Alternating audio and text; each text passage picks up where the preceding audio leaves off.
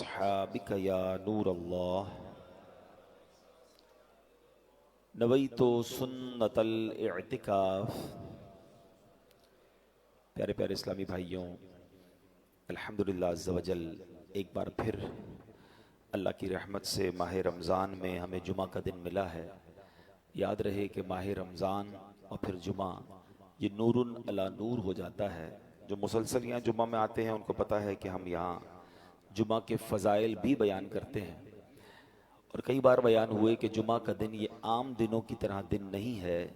جمعہ کے دن کی ایک نیکی 70 نیکیوں کے برابر ہے، اور روایتوں میں آتا ہے کہ رمضان میں جب جمعہ آتا ہے تو ہر لمحے 10 لاکھ گناہگار جہنم سے آزاد کیے جاتے ہیں۔ یعنی یہ پورا دن ڈے آف بلیسنگ ہے، دعاؤں کی قبولیت کا دن ہے۔ تو اس دن آپ نے خاص دعائیں کرنی ہے، خاص نیک اعمال کرنے ہیں، اور جمعے کا ایک خاص عمل یہ بھی ہے کہ بندہ کثرت سے درود پاک پڑھے، کہ حدیث پاک میں آتا ہے کہ جو کوئی شخص جمعہ کے دن 200 بار درود پاک پڑھے اس کے 200 برس کے گناہ معاف کر دیے جاتے ہیں۔ نارملی دنیا میں ہم چاہتے ہیں کہ لوگ ہماری نیک لوگ اللہ والے ہمارے لیے دعا کر دیں، اچھی بات ہے، جب بھی کسی بزرگ سے ملاقات ہو ہمیں دعا کروانی چاہیے۔ مگر آج میں ایک ایسا آپ کو کمال کا وظیفہ بتاؤں گا، یا ایک ایسی کمال کی حدیث آپ سنیں گے کہ جس میں ایک عظیم و شان فرشتہ جو ہے وہ قیامت تک آپ کے لیے درود پاک، قیامت تک آپ کے لیے دعا کرے گا، قیامت تک آپ کے لیے استغفار کرے گا۔ وہ کیسے؟ اب حدیث سنیے۔ اللہ کے حبیب علیہ الصلوۃ والسلام فرماتے ہیں اِنَّ لِلَّهِ مَلَكًا لَهُ جَنَاحَانِ احدہما بالمشرقی والآخر بالمغربی۔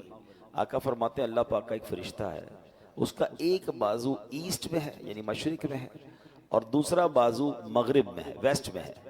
پھر فرمایا فَإِذَا صَلَّى الْعَبْدُ عَلَيَّ حُبًّا، جب کوئی شخص مجھ پر محبت سے درود بھیجتا ہے، انغمس فی الماء ثم ينتقد فیخلق اللہ من کل قطرۃ منہ ملکا۔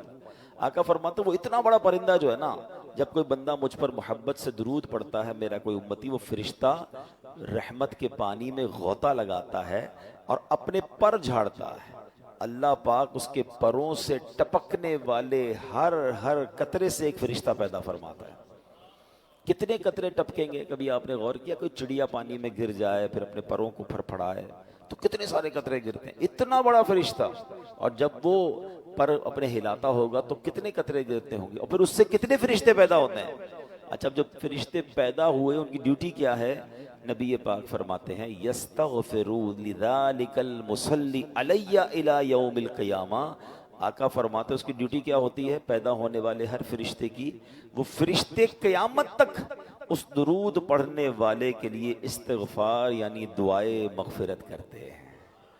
ہائے ہائے، ایک درود پاک، اس کی برکت سے کتنے فرشتوں کو اللہ پیدا فرماتے ہیں، اور سارے فرشتے درود پڑھنے والے کے لیے دعائے مغفرت کرتے ہیں۔ تو کاش رمضان میں ایسی درود پاک پڑھنے کی عادت بن جائے کہ پھر ہم پورا سال ہی درود پڑھنے والے بن جائیں۔ محبت کے ساتھ بآواز بلند درود پاک پڑھ لیں۔ صلو علی الحبیب صلی اللہ تعالی علی محمد صلی اللہ علیہ وسلم۔ شاعر لکھتے ہیں دل میں ہو میرے جائے محمد، دل میں ہو میرے جائے محمد، سر میں رہے سودائے محمد، جب گھبرائیں گے آسی ڈر کر، رحمت حق یہ کہے گی بڑھ کر، چین کریں شیدائے محمد صلی اللہ علیہ وسلم۔ ایک بار پھر درود پاک پڑھ لیں۔ صلو علی الحبیب صلی اللہ تعالی علی محمد صلی اللہ علیہ وسلم۔ ہم آلموسٹ ہاف آف رمضان کے قریب پہنچ گئے ہیں، اور ماہ رمضان میں بہت سارے تاریخی واقعات ہوئے ہیں۔ آج ایک عظیم الشان اسلام کی ہسٹری کا واقعہ جو ہے اس کی طرف ہم کچھ معلومات بھی حاصل کریں گے، اور قرآن کی روشنی میں اس سے کچھ پیغام لینے کی کوشش کریں گے۔ پہلے قرآن کی ایک آیت سن لیجئے۔ اللہ قرآن مجید میں ارشاد فرماتا ہے، پارہ نمبر 4 ہے، سورہ آل عمران ہے، اور آیت نمبر 139۔ اللہ ارشاد فرماتا ہے وَلَا تَهِنُوا وَلَا تَحْزَنُوا وَأَنْتُمُ الْأَعْلَوْنَ إِن كُنتُم مُؤْمِنِينَ۔ آسان ترجمہ قرآن کنز العرفان، اور تم ہمت نہ ہارو اور غم نہ کھاؤ، اگر تم ایمان والے ہو تو تم ہی غالب آؤ گے. سبحان اللہ.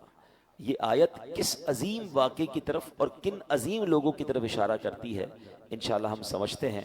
اللہ کریم آج رمضان المبارک کے جمعے کی برکت سے ہم سب کی مغفرت بھی فرمائے, قرآن پاک کے نور سے ہمارے دلوں کو منور فرمائے. اس آیت کو انڈرسٹینڈ کرنے کے لیے پہلے میں ایک اور واقعہ آپ کو سناتا ہوں.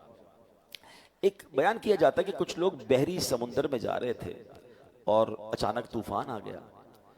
بحری جہاز بڑے بڑے ہچکولے کھانے لگا, تیز ہوائیں چلنے لگی, مسافر بڑے گھبرا گئے, کلمہ پڑھنے لگے, دعائیں کرنے لگے. سب کو ایسا لگتا تھا کہ اب سمندر میں ہمارا جہاز غرق ہو جائے گا, اور آس پاس طوفان اتنا تھا کہ ان کے قریب کچھ کشتیاں جو تھیں وہ ٹوٹ بھی گئیں. یعنی ہر طرف خوف کا عالم طاری ہو گیا. تو انہوں نے دیکھا کہ ایک بزرگ ہیں جو جہاز میں آرام کر رہے ہیں اور بڑے سکون سے پرسکون لیٹے ہوئے ہیں. گئے ان کے پاس, کہا حضرت ہماری حالت خراب, ہم سب کلمے پڑھ رہے ہیں, چیخو پکار مچی, آپ آرام سے سو رہے ہیں. تو انہوں نے جلدی سے جیسے ہی آنکھ کھولی تو کیا پڑھا, بسم اللہ الذی لا یضر مع اسمہ شیء فی الارض ولا فی السماء. یہ دعا بڑی پیاری ہے. ویسے ہی کھانا کھانے سے پہلے ہم پڑھتے ہیں جن کو یاد ہے, ویسے ہی آپ عام دنوں میں بھی پڑھ سکتے ہیں, سفر میں بھی پڑھ لیں. اس کے معنی پہلے ذہن میں رکھیں, اللہ پاک کے نام سے جس کے نام کی برکت سے زمین و آسمان میں کوئی چیز نقصان نہیں پہنچاتی. تو انہوں نے کہا کہ دعا تو آپ نے پڑھ لی مگر آپ اتنے پرسکون کیسے ہیں؟ تو کہا ٹھیک ہے یہ کاغذ لے جاؤ اور جا کے جہاز کے اوپر رکھ دو, جہاز کو کچھ نہیں ہوگا. انہوں نے کہا ہم نے کاغذ لیا, بزرگ سے لگ رہے تھے, کوئی اللہ والے لگ رہے تھے, ہم نے جہاز پہ جا کے رکھا, جہاز کے جو اوپر ڈیک تھا. تو جہاز تھوڑی دیر بعد ایسا لگا کہ کسی نے اس کو بالکل آسانی سے کنارے سے لگا دیا. ہم نے جا کر جب اس پرچے کو کھولا اور دیکھا اس میں کیا تھا, تو اس میں کچھ اور نہیں تھا, اس میں اصحاب بدر کے نام لکھے ہوئے تھے. اللہ کریم نے اصحاب بدر کے ناموں کی برکت سے اس جہاز کو اس طوفان سے بچا دیا. جانثاران بدر و احد پر درود, حق گزاران بیعت پہ لاکھوں سلام. اسلامی تاریخ کا عظیم واقعہ ہوا ہے 17 آف رمضان. رمضان کی 17 تاریخ کے جو واقعہ ہوا یہ یوم الفرقان بھی کہا جاتا ہے. فرقان کہتے ہیں فرق کر دینا. اس دن ڈیسائیڈ ہو گیا تھا کفر اور اسلام کے درمیان. یہ ایسا ڈیسائیڈنگ مومنٹ تھا کہ جس سے اسلام کو وہ عروج ملا. کیونکہ پلاننگ کیا تھی کفار کی, آپ سمجھیے یہ مارکا ہے نا, اس کی بہت اہمیت, سگنیفیکنسی کیوں اتنی زیادہ ہے کہ اس وقت پوری دنیا میں صرف 313 مسلمان تھے. اور اس کو اس طرح سمجھیے کہ جس وہ جنگ بدر ہونی تھی تو رات نبی پاک نے بڑا گر گڑا کر رو رو کر اللہ کی بارگاہ میں دعا کی تھی کہ اے اللہ اگر آج یہ مارے گئے تو پھر دنیا میں تیرا کوئی نام لینے والا نہیں ہوگا. تو آپ سوچئے کہ اتنی تعداد تھی. چلے کچھ خواتین مدینہ شریف میں ہوں گی ورنہ آل ٹوگیدر مسلمان بدر میں موجود تھے. اور کفار کا پلان یہ تھا کہ ایک بار ہی جا کر ایسا حملہ کرنا ہے. اتنی پریپریشن کے ساتھ گئے تھے کہ ان کو نیست و نابود کر دیں گے, اسلام ہی ختم ہو جائے گا. سارے صحابہ نبی پاک خود جنگ بدر میں موجود تھے. تو اس دن جو مسلمانوں کو غیبی مدد ملی اور عروج ملا, اور اس دن جو فتح ملی, اس نے رہتی دنیا کے کفار پر, رہتی دنیا کے دشمنان اسلام کو یہ میسج دیا کہ جب اسلام کو مٹانے کی کوشش کی جائے گی تو جو ان کا رب ہے وہ غیب سے مدد فرماتا ہے. اور اس مارکے میں جو اس کی اہمیت اور بڑھی کہ اس میں فرشتوں کے ذریعے مسلمانوں کی مدد کی گئی. اب اس لڑائی کے بارے میں یاد رہے کہ بخاری شریف کی حدیث ہے. یہ جو صحابہ تھے نا, میں نے بھی آپ کو جو واقعہ سنایا کہ اصحاب بدر کے ناموں سے اتنا بڑا برکت کیوں ملی, تو بخاری اور مسلم کی روایت میں ہے کہ ایک بار جبریل امین نبی پاک علیہ الصلوۃ والسلام کی بارگاہ میں آئے اور عرض کرتے ہیں یا رسول اللہ آپ اصحاب بدر کو کیسا سمجھتے ہیں؟ تو فرمایا من افضل المسلمین, یعنی غزوہ بدر میں شریک ہونے والے صحابہ سب مسلمانوں میں افضل ہیں. تو عرض کیا یا رسول اللہ, جبریل امین عرض کرتے ہیں یا رسول اللہ صلی اللہ علیہ وسلم, وہ فرشتے جو غزوہ بدر میں حاضر ہوئے تھے ہم فرشتوں کے درمیان بھی ان کا یہی مقام ہے. یعنی اللہ نے جس طرح ہم کہتے ہیں نا کہ اصحاب بدر کا مرتبہ تمام صحابہ میں ٹاپ آف دا لسٹ ہے, تو جو فرشتے نبی پاک اور ان کے ساتھیوں کی مدد کے لیے آسمان سے نازل ہوئے, اللہ کے تمام فرشتوں میں ان فرشتوں کو بھی فضیلت عطا فرما دی گئی ہے. اب یہاں عشق والی بات سن لو کہ جن لوگوں نے اللہ کے دین کی مدد کی, نبی پاک علیہ الصلوۃ والسلام کی بدر کے میدان میں یوں سمجھیے کہ ساتھ دیا, اللہ نے ساری دنیا سے انہیں ممتاز کر دیا. اور جو فرشتے خدمت کے لیے رسول اللہ کی بارگاہ میں حاضر ہوئے, اللہ نے ان فرشتوں کو بھی مقام افضل و اعلیٰ عطا فرما دیا. تو پتہ چلا کہ سرکار دو عالم علیہ الصلوۃ والسلام وہ عظیم ہستی ہیں کہ جو ان کا ساتھ دے، جو ان کے ساتھ یوں سمجھے سپورٹیو رول جس نے کردار ادا کیا، اللہ نے یہ مقام دیا۔ اور اگر اس کی ایک جھلک دیکھنا چاہیں تو آج بھی دنیا میں جو نبی پاک کا نام لیتا ہے، دین کی خدمت کرتا ہے، سچا عشق رسول پھیلاتا ہے، نبی پاک سے محبت کی بات کرتا ہے، اللہ آج اسے بھی عروج عطا فرماتا ہے۔ سبحان اللہ، وہ شاعر کہتے ہیں نا، ان کے جو غلام ہو گئے وقت کے امام ہو گئے، ان کے جو غلام ہو گئے وقت کے امام ہو گئے، نام لیوا ان کے جو ہوئے ان کے اونچے نام ہو گئے۔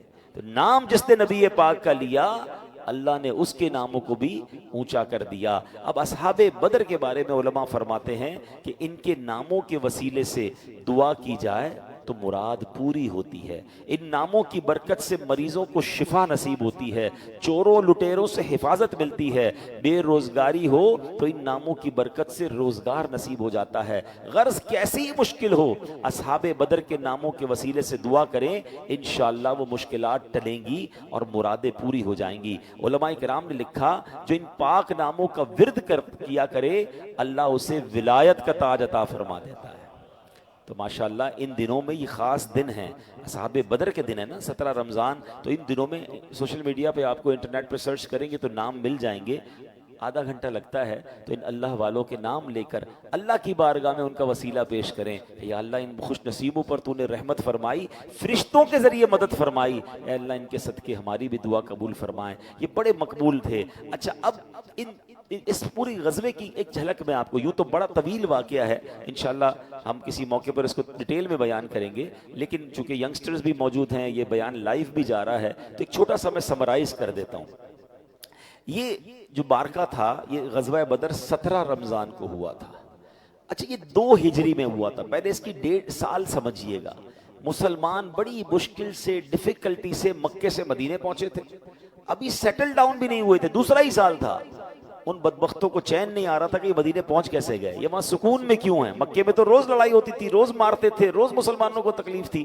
اب مسلمان ہجرت کر کے اپنا سب کچھ چھوڑ کر مدینے چلے گئے کہ چلیں اب وہاں رہیں گے، مگر دوسرے ہی سال ان ظالموں نے وہاں حملہ کیا، اور پلان یہ تھا کہ ونس اینڈ آل ان کو ختم کرنا ہے۔ اب صحابہ کتنے ہیں؟ 313۔ تلواریں کتنی ہیں؟ 8۔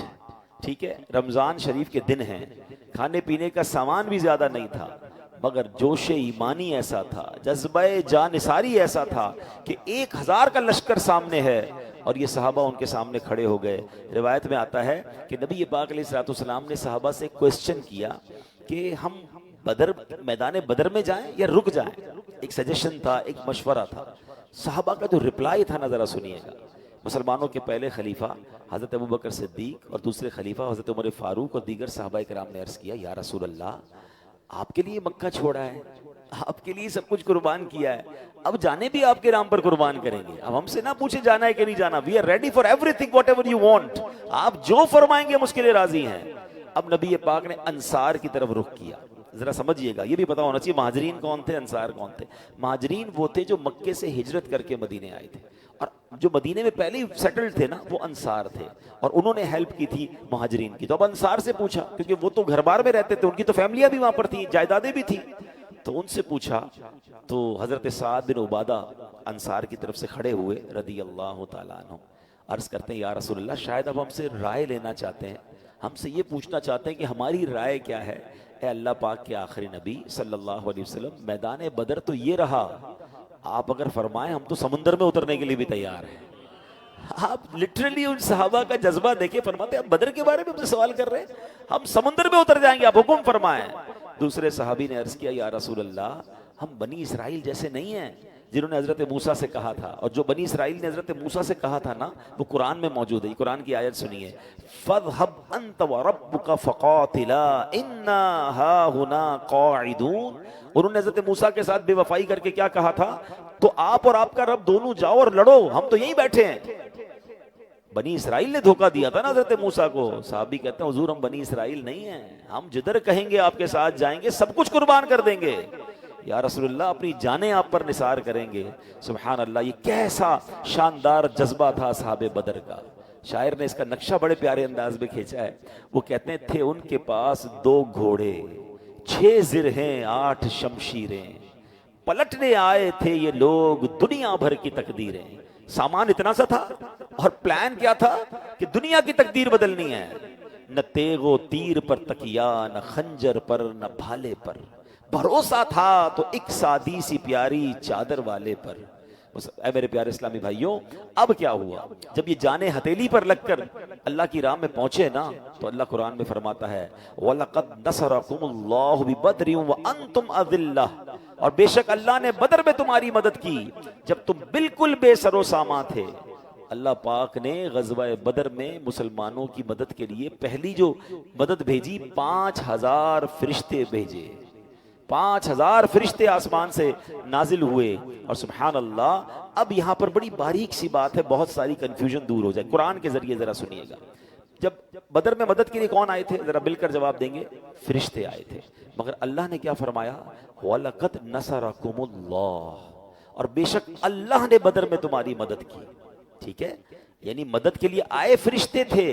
اللہ پاک فرماتا ہے یہ مدد فرشتوں کی نہیں بلکہ رب العالمین کی ہے، اللہ کی مدد ہے.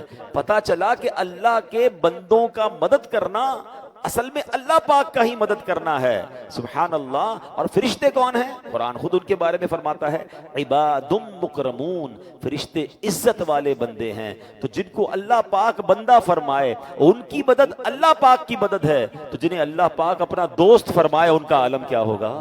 میں نہیں کہتا، قرآن کہتا ہے الا ان اولیاء اللہ، سن لو بے شک اللہ کے اولیاء.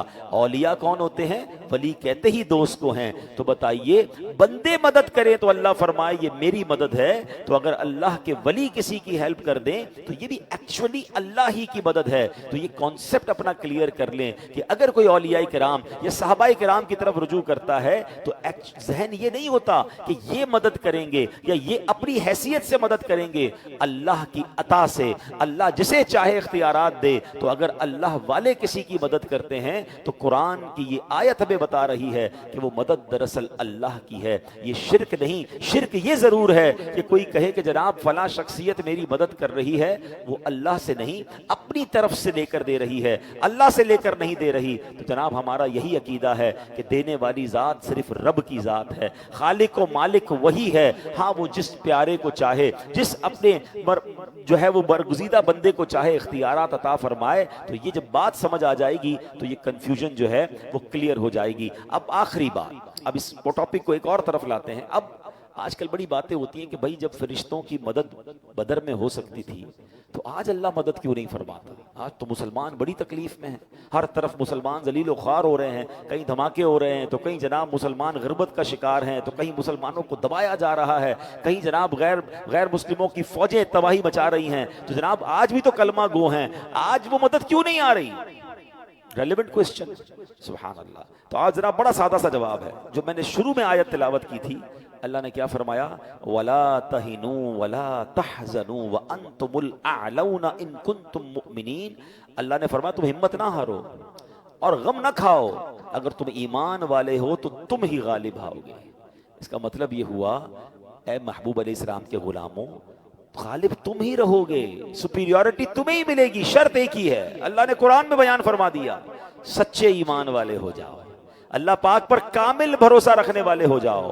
یہ شرط پوری کر دی جائے، ایمان پختہ کر لیا جائے، ہمیشہ اسلام غالب رہے گا. اور آپ غور کیجئے نا، جس زمانے میں حضرت عمر کی حکومت تھی، آدھی دنیا پر حضرت عمر کی حکومت تھی، اتنی ٹیکنالوجیز تو نہیں تھی نا، مگر ایمان مضبوط تھا. شاعر مشرق لکھتے ہیں نا، فضائے بدر پیدا کر.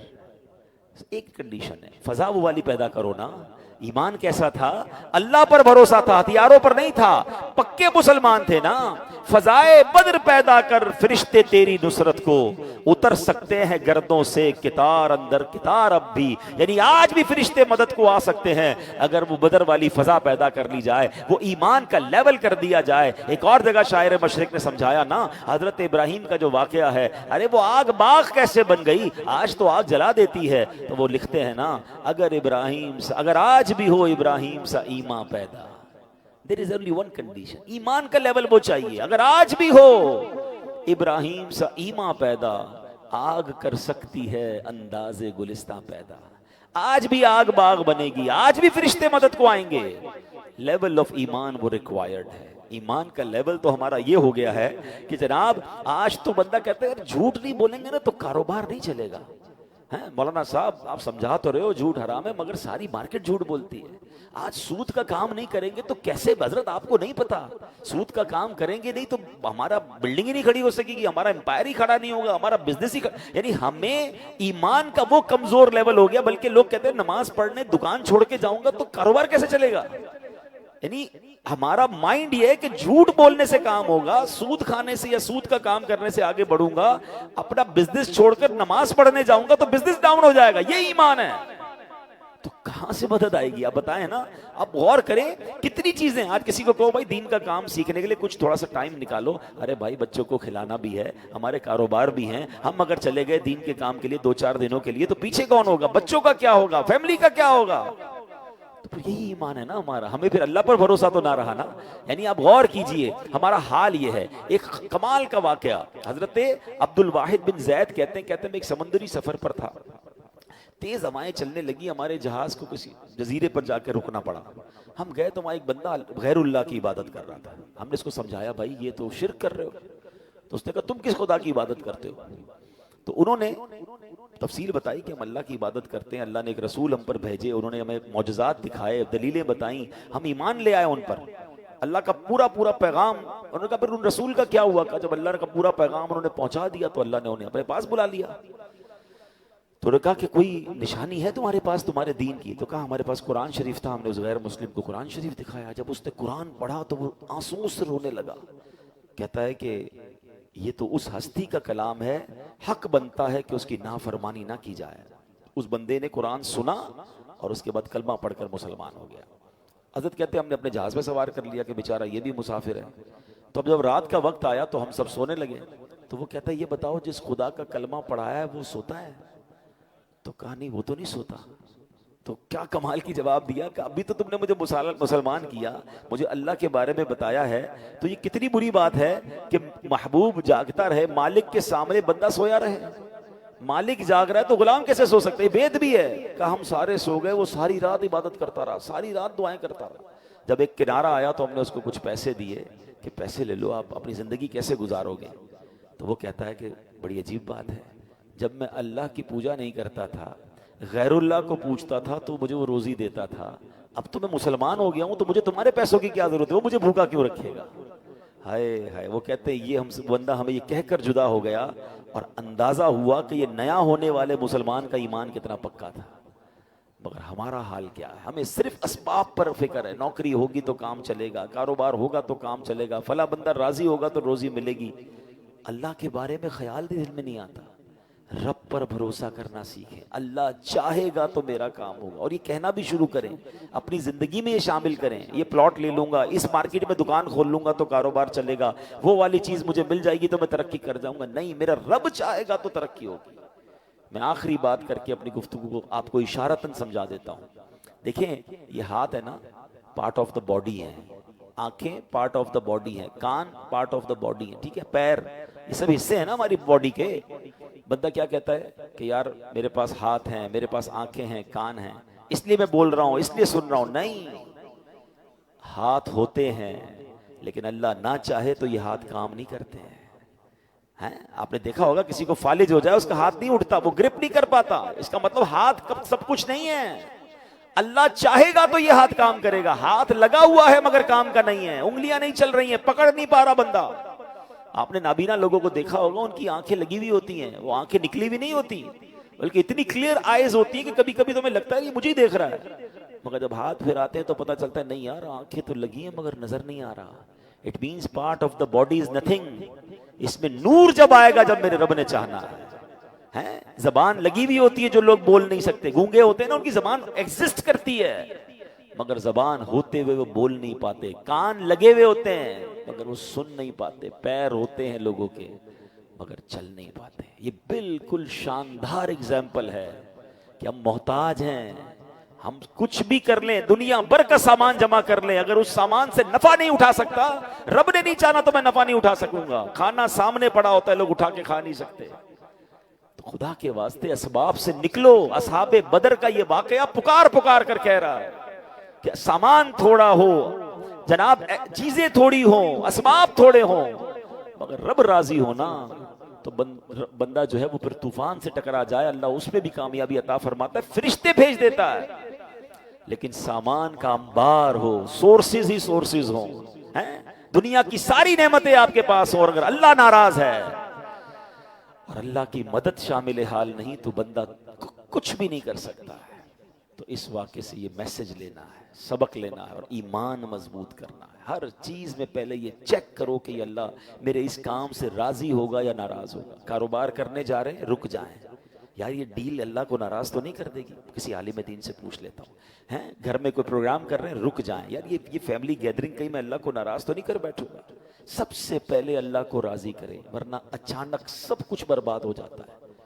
اللہ کرے کہ دل میں اتر جائے میری بات. تو اے میرے پیارے اسلامی بھائیوں، ماہ رمضان ہے، خوب لوگوں کے ساتھ اچھا برتاؤ کریں. کہتے ہیں what goes around comes around. آپ لوگوں کے ساتھ اچھا کریں، اللہ کی رحمت سے آپ کے ساتھ اچھا ہوگا. غریبوں کی مدد کریں. یہ مہینہ ماہ سخاوت ہے. نبی پاک علیہ السلام اس مہینے میں اتنا خرچ کرتے تھے کہ حدیثوں میں آتا ہے جیسے تیز ہوا چلتی تھی میرے آقا ہر آنے والے سائل کو دیتے. اپنے غریب رشتہ داروں کو دیں، اپنے غریب ملازمین کو دیں. اپنی پوری زکوٰۃ اگر ابھی تک ادا نہیں کی تو ادا کریں. زکوٰۃ میں کمزوری نہ لائیں، کیونکہ زکوٰۃ میں کمزوری جو ہے وہ مال کا میل ہے. مال میں مل گیا تو پورے مال کو برباد کر دے گا. ہم کہتے ہیں یار باڈی میں وائرس ہے، ایک بار پورا نکالو، تھوڑا سا بھی رہ گیا واپس آ جائے گا. تو زکوٰۃ ایسا نہ ہو کہ زکوٰۃ نہ دے کر ہم اپنے مال کو اپنے لیے عذاب کا باعث بنا لیں. اور اپنے غریب رشتہ داروں اور ملازمین کے بعد میری گزارش ہے کہ اپنی زکوٰۃ میں، اپنے ڈونیشن میں دعوت اسلامی کو بھی یاد رکھیں. 150 سے زائد ممالک میں کام ہو رہا ہے. ہزاروں مدارس میں لاکھوں بچے دعوت اسلامی کے بغیر فیس کے قرآن پاک پڑھ رہے ہیں. ہم روزانہ ہزاروں لوگوں کو کھانا کھلاتے ہیں. جو مدرسوں میں بچے پڑھ رہے ہیں وہ دین سیکھ رہے ہیں. پھر دعوت اسلامی ہزاروں مساجد بناتی ہے، ان میں سے ایک مسجد یہ آپ کے سامنے ہے. کس قدر الحمدللہ برکتیں ہمیں مل رہی ہیں. اب طاق راتوں کا سلسلہ ہوگا تو پھر یہاں الحمدللہ بیانات کا سلسلہ شروع ہو جائے گا. تو یہ ایک مسجد سے اتنا کچھ ہمیں مل رہا ہے. دعوت اسلامی نے اب تک دنیا میں 7200 سے زیادہ مسجدیں بنا دی ہیں اور یہ ڈیلی بیسس پہ بنتی جا رہی ہیں. سچی بات یہ ہے کہ ہمارا اگر ڈونیشن دعوت اسلامی کو جاتا ہے تو یہ ہمارے پیسوں کے نصیب جاگتے ہیں جو اتنی عظیم جگہوں پر یہ خرچ ہوتا ہے. اللہ پاک ہم سب کو اپنی دعوت اسلامی کا ساتھ دینے کی توفیق عطا فرمائے. آمین بجاہ النبی امین. ویڈیو دیکھنے کا شکریہ. اگر آپ چینل پر نئے ہیں تو سبسکرائب کر لیں اور ساتھ ہی ساتھ بیل آئیکن پر بھی کلک کر دیں تاکہ یوٹیوب ہماری ہر ویڈیو کا نوٹیفیکیشن سب سے پہلے آپ کو بھیج دے. جزاک اللہ.